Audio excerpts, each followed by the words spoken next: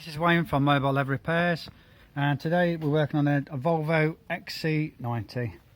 Let's take a look at the seats. Okay, so as you can see, there's quite a lot of cracking on here which will need to be treated. And if you look all over it, you can see that there's lots of cracking there. If I go close up as well, this car is definitely seen better days anyway.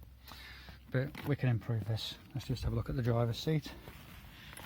Yeah, okay, the driver's seat is pretty much the same, so we'll need to mask all this black off as well to save the paint going on there. Okay, so let's have a look around the passenger side as well. I think it's pretty much all the same, to be honest.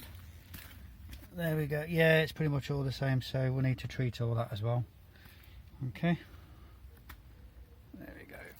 So I'll do a part 2 later on anyway, once we've finished. So it's Wayne from Mobile Leather Repairs, and don't forget folks, if you see the van driving around, give us a wave. Alright, so Wayne from Mobile Leather Repairs, www.mobileleatherrepairs.co.uk.